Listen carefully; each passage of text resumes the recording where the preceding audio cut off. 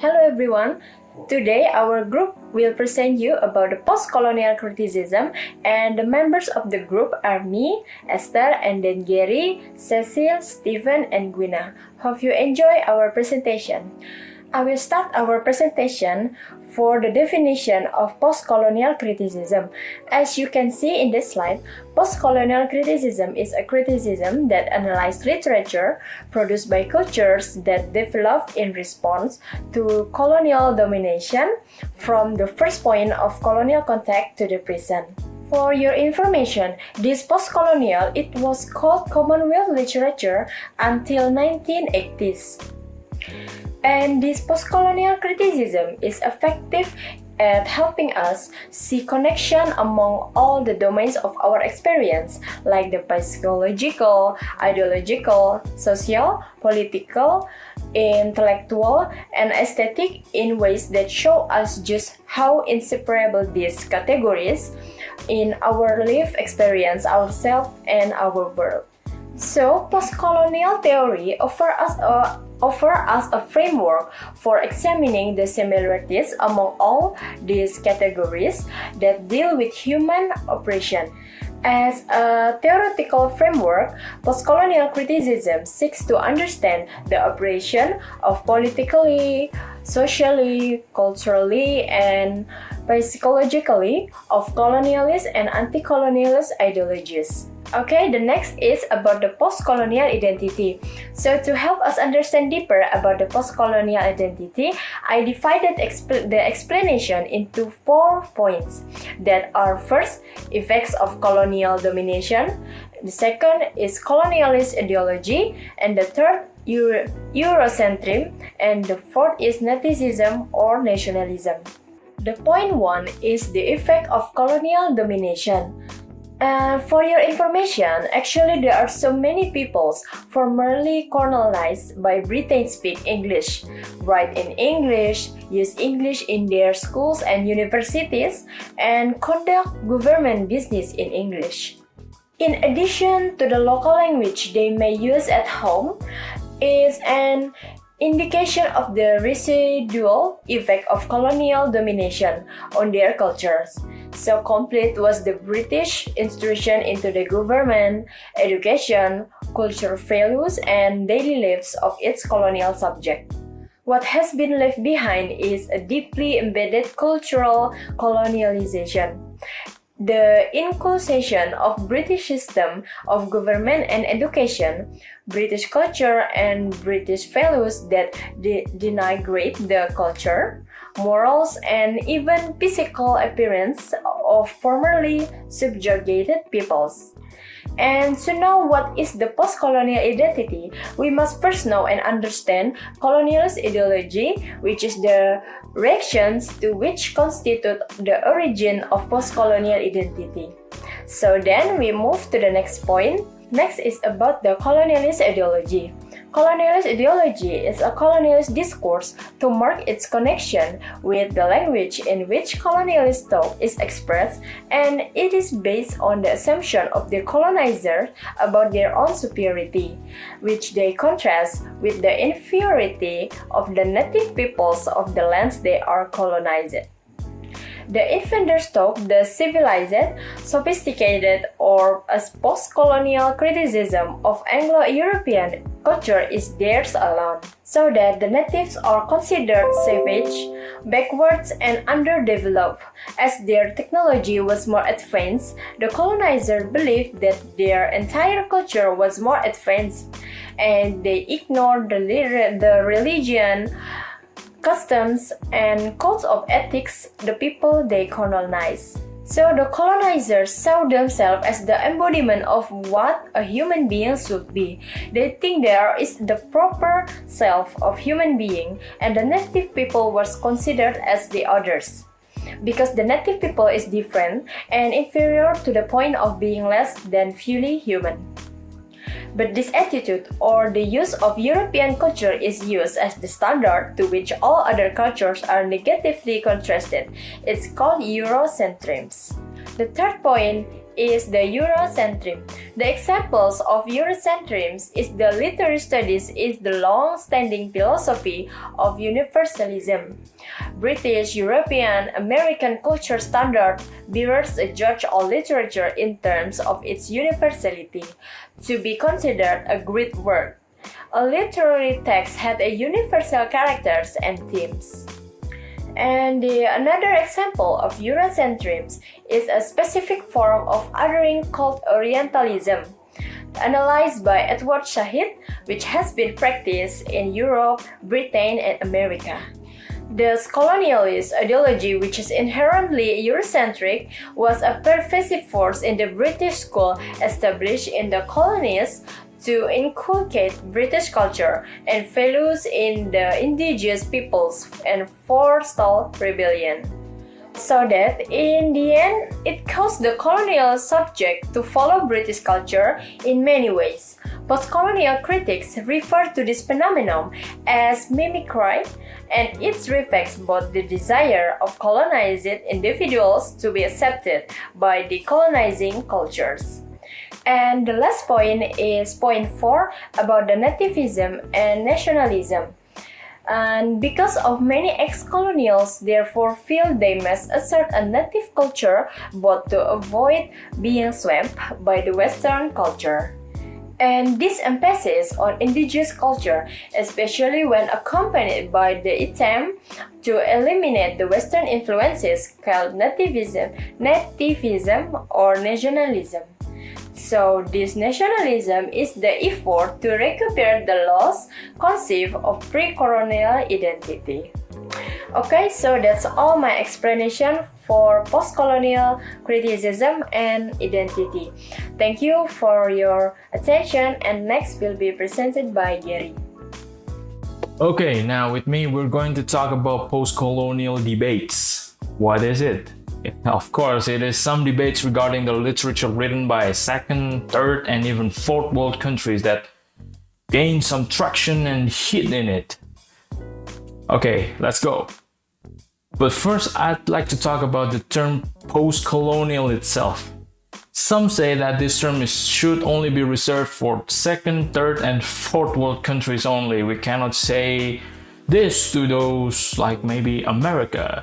No, you cannot say that because they are a powerhouse of a nation right now. They dominate other countries, they colonialize other countries, even though America was born out of it. Yeah, the Indians, you know. And they here, I mean they, by those colonialized countries like Africa, India, and many more, they see Great Britain as the motherland for colonists. Because the adventure, the exploration era came from England, the age where they travel with ships to discover new continents, new land for fortunes. And their literatures are seen as the literatures of resistance. They voice their anger, they are resisting colonization from those countries. And there are actually some misconceptions on colonialization. Actually, this was practiced in the last practice in the late 15th century, which is the year 1401 until 1500-ish, and mid 20th century, which is around the year 1933-ish, where we almost get World War II in that, the Second World War. And colonization also occurs in this modern day, if you're not amazed yet. But they occur through economic, political, and cultural subjugation on vulnerable countries. And the culprits are, of course, the powerhouse nations. America, China, Japan, and some countries in Europe, of course, England, Germany. Because of that, we got now the term neocolonialism. What is that, you might ask? They exploit the cheap labor in developing countries, often at the expense of those countries' own struggling, like economically, like that, and cultural traditions and ecological well-being. They exploit that in the shade of, I'm helping you here, so give me back something because I helped your economy. Yeah, colonialism happened again in this new futuristic modern day. So, what is the result of those powerhouse countries take over small countries who are struggling? We got cultural imperialism, which is the direct result of economic domination, consists of the takeover of one culture by another, the food, clothing, customs, recreation, and values of the economically dominant culture. If that is too complicated for you, I can make it simple for you. Just imagine the United States, America. Their lifestyles are spread all over the world.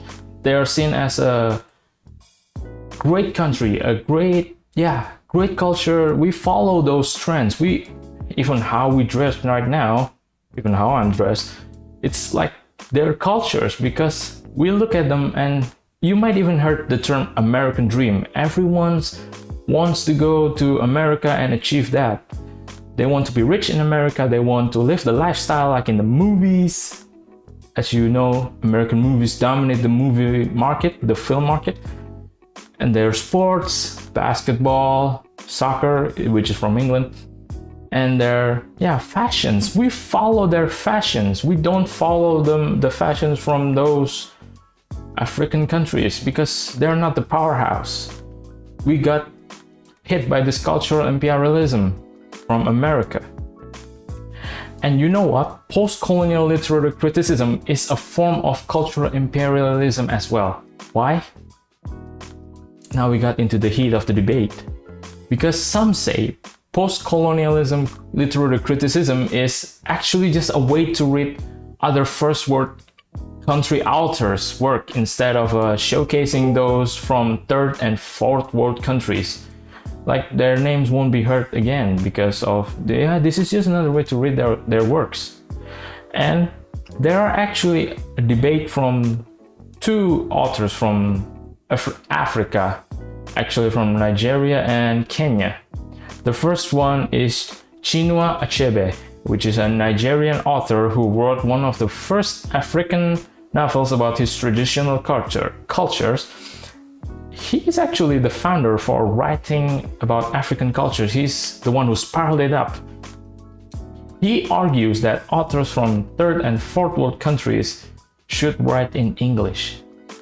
Meanwhile, Ngugi wa Thiong'o, which is a Kenyan who wrote in English but actually reverted back to his original language, which is Gyuku, argues that idea. By doing that, we are still chained by the system and we must revert back to our true selves. So he argues that we should not write in English, we should write in our own language, revert to our true selves. We are free from those who impeded us years ago. We don't want to do that. This is the debate on it. My personal opinion, of course, coming from a second and third world country, it's myself, which is Indonesia, I think we should write more in English. Why? Because we can gain more audience with it. Yes, I know it might not sound good. We don't refer back to our own true selves. We don't make pride in our own true language, which is Bahasa Indonesia. But if we want to voice our voice about something, English is one of the best way to do it. Because many people know about it. They can hear you. And that's all from me. Thank you. Peace. Hi everyone, it's me Cecilia, and the next part we will talk about post-colonial criticism and literature. So without any further ado, let's get started. So what's the topic that discussed in post-colonial criticism and literature? There are some possible topics that can be discussed. Three of them are authoring, or the colonizers' treatment of members of the indigenous culture as less than fully human, and colonial oppression in all its forms. The second one is mimicry, or the attempt of the colonized to be accepted by imitating the dress, behavior, speech, and lifestyle of the colonizers. And the last one is exile, or the experience of being an outsider in one's own land or a foreign wanderer in Britain. So from these A little bit of explanation, we can conclude that the general topic illustrates between psychology and ideology, or more specifically, between individual identity and cultural beliefs. For example, a literature can discuss about positive portrayal of colonized, negative depiction of colonized, the suffering of the colonized, or the detrimental effects of colonialism on the colonized. Maybe many of you still confused about postcolonial literature or criticism, so let's see the examples of postcolonial criticism and literature. The first one is Heart of Darkness by Joseph Conrad in 1902. It is a very anti-colonialist in its negative representation of colonial company. It tells about Europeans who would trade ivory in Congo, portrayed as a heartless and greedy thief who virtually enslaved the natives' population to help collect and transport European loot, and the negative effect the European prisons had on indigenous people. The novel's condemnation of European is based on the definition of African savages, like beneath the strata of their civilization, Europeans are as barbaric as Africans. This novel points that the colonized population as the standard of savagery compared to Europeans. The next example, we will talk about Homi Bhabha thought. Homi Bhabha suggests that world literature might be studied in terms of the different ways cultures have experienced historical trauma. Perhaps such traumas as slavery, civil war, revolution, political mass murder, oppressive military regimes, the loss of cultural identity, and so on. In addition, Bhabha also argues about Godimer's My Son's Story in 1990 and Morrison Beloved in 1987. He said that these two novels were inappropriate, in which the main character, which is Ayla and Sid, respectively live in the intercultural interior. Ayla is unhomed because she was jailed for using her home as a firearm shelter in an attempt to fight against South Africa's racist government, and Sid because of her had killed her baby girl to save the child from cruel torment slave. Thus, Bhabha observes these two characters are doubly marginalized, first as a woman of color living in a racist society, and second as a woman whose action has placed them outside the circle of their own community. And the last example is about Helen Tiven Toth. She claims that the subversive anti-colonialist maneuver characteristic of post-colonial texts does not lie in the construction or reconstruction of national cultural identity, but rather in the rereading and rewriting of the Europeans' historical and fictional record. By these literatures, people can investigate the ways used and defended by Europeans which dominated colonialism in many other parts of the world. She calls this strategy a canonical counter-discourse, where a post-colonial writer takes up a character or characters or the basic assumptions of a British canonical text and unveils its colonialist assumptions, subverting the text for post-colonial purposes. That's all for me. Let's move to another part. Thank you. Hello guys, here I will talk about some questions that post-colonial critics ask about literary texts. The questions that follow are offered to summarize post-colonial approaches to literature. Keep in mind that most of post-colonial analysis, regardless of the issues on which they are focused on, which will include some attention to whether the text is colonialist, anti-colonialist, or some combination of the two of them that is ideologically conflicted.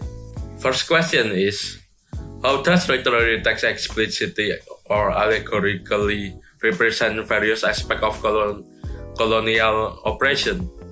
Special attention is often given to those areas where political and cultural overlap, as it does, for example, in the colonizer control of language, communication, knowledge in colonized country.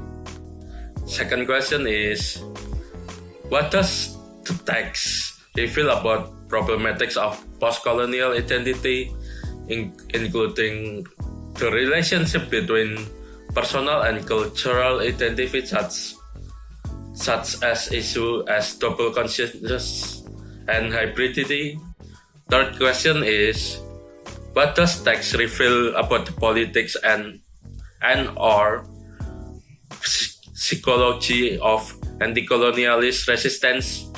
For example, what does the text suggest about the ideological and political, social, economic, and physical or physiological forces that promote and inhibit resistance?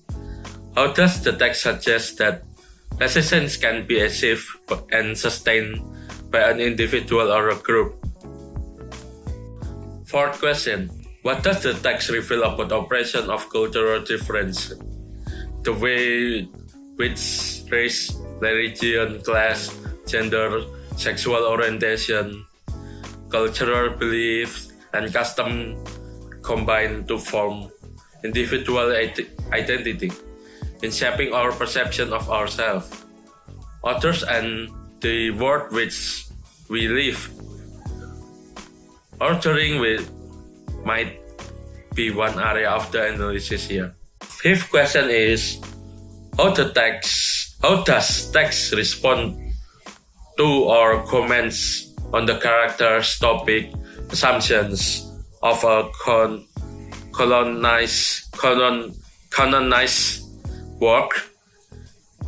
Following Helen Tiffin's lead, example of how the postcolonial text reshapes our previous interpretations of colonial text.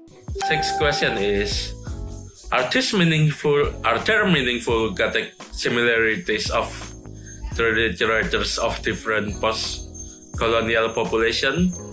One might compare, for example, like the literature of native peoples from the different countries whose land was invaded by a colonizer, the literatures of white settlers colonized in different countries, or the literature of different population in the African diaspora, or one might compare the literary works from all of the three of the categories above that I have mentioned in order to investigate for example, if the experience of colonization creates some common elements of cultural identity that outweigh difference in race and nationality.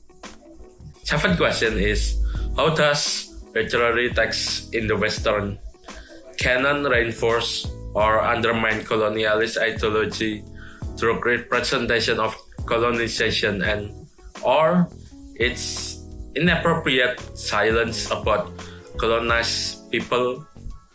Does the text teach us anything about colonialist, anti-colonialist ideology through its illustration of any post-colonial concepts we have been discussed? Depending on the literary work in the question, we might ask one or any combination of those questions that I have mentioned, or we might come up with maybe a creative, useful question that is not listed above, that is not listed in the one that I have mentioned. There are just some those that I have mentioned are just some starting point to get us thinking productively about literature from post-colonial perspective. Keep in mind that not all post-colonial critics will interpret the same text in the same way, even if they focus on the same post-colonial concepts. As in field, Even expert practitioners will disagree. Postcolonial theory most definite goals is to combat colonialist ideology by understanding the ways in which it operates to form the identity or the psychology of both the colonizer and the colonized. We can find the colonialist ideology or theory in most cultural practice or production in Western civilization. Sometimes, or even most of the times, in works that doesn't seem concerned with colonialism at all. For example, The Great Gatsby by Francis Scott Fitzgerald, in which is what we are going to discuss. In this point, we are going to talk about the colony within in The Great Gatsby.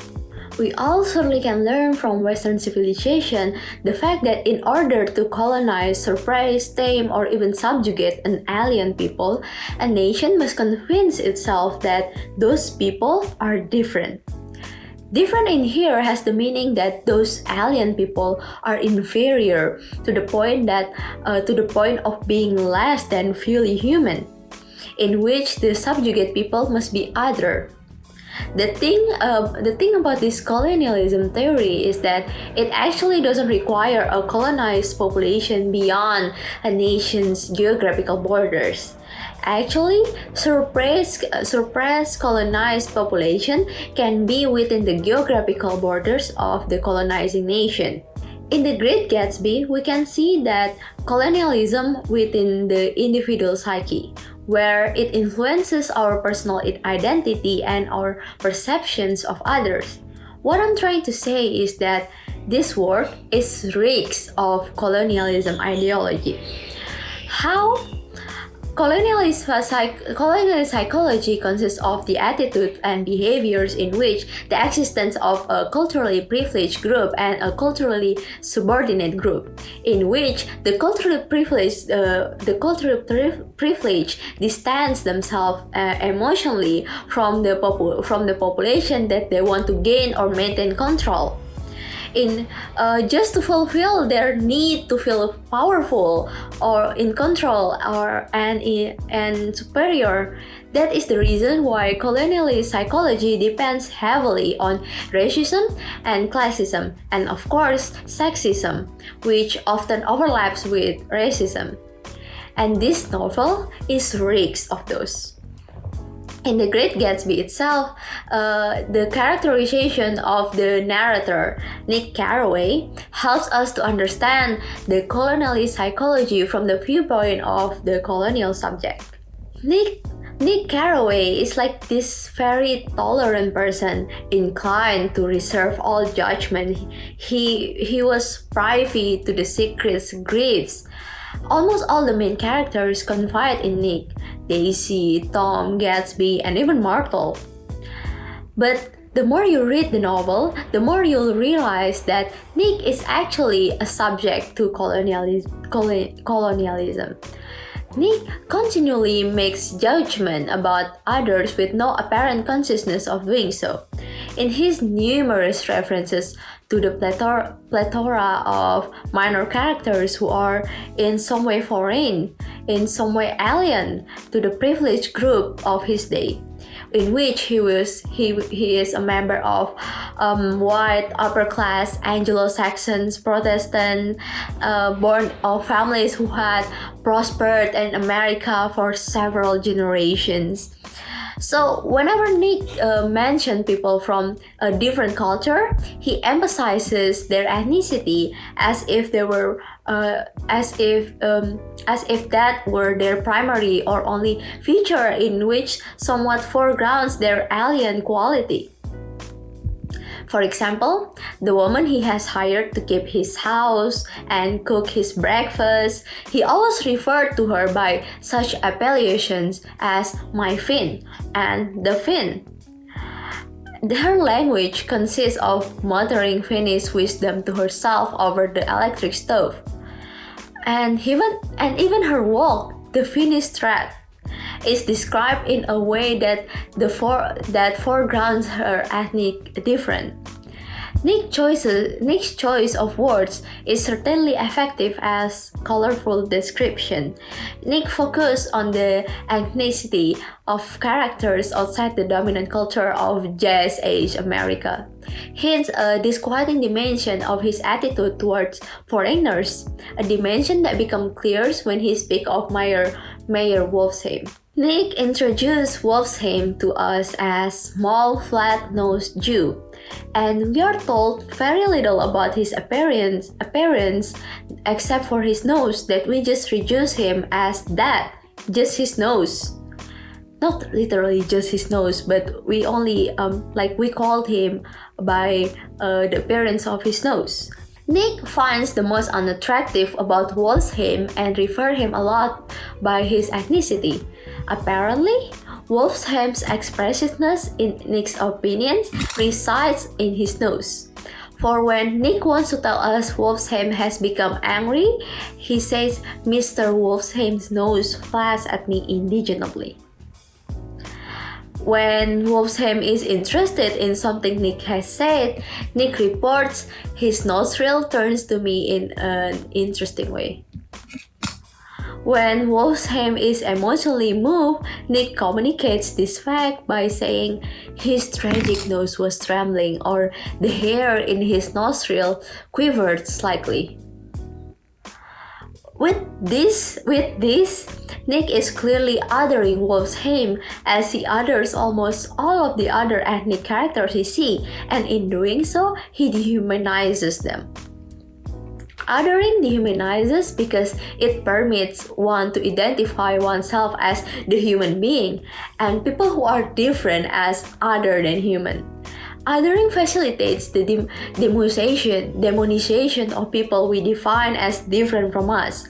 As we see, Nick's description of Wolfsheim turns that character into a version of the Jew as monsters, a form of othering that served Hitler well in, Nazi Germany. Of course, Nick is being demonizing Wolfsheim because this character is a criminal, but Nick foregrounds Wolfsheim's Jewishness to such a degree that even Wolfsheim's criminal status become associated with his ethnicity.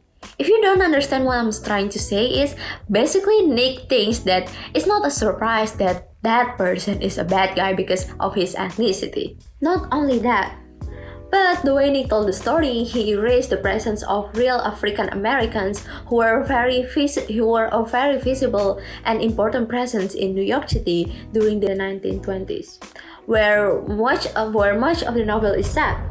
And instead, he described them with a comic stereotypes that reinforces white superiority. He described them as two bugs and a girl, and say, "I laugh a lot as the yolks of their eyeballs roll towards us in Haughty Riverly." Of course, Nick's unself-conscious racism is obvious in his othering of these characters. The black men are bugs, animals rather than human. And the descriptions of their wide stretched rolling eyes resonate strongly with racist stereotypes that portray African American as foolish, childish, overly dramatic, and comic characters. It becomes even more ironic when we consider that The Great Gatsby is said to be the one that is representing the Jazz Age, a term by Fitzgerald himself, yet Black American who invented jazz and who were its most famous musicians are conspicuously absent from the text. So why Nick just is so racist? The first factor is because he is a member of the dominant cultural group. He was programmed to do so. He is just a part of the colonial subject, just as I mentioned before.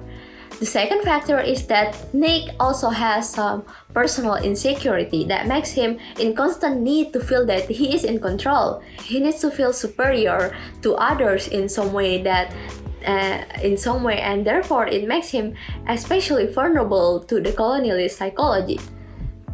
But Guina, you're talking about racism, and what does that have to do with postcolonialism? If you're seriously asking me that question after listening to my other teammates' explanation, and the points that I've also mentioned before, then I suggest you to rewind the presentation and listen to it very carefully. What you should ask instead is this colonialist psychology still exists in America today, as the Great Gatsby suggests it was during the 1920s? This is the 21st century.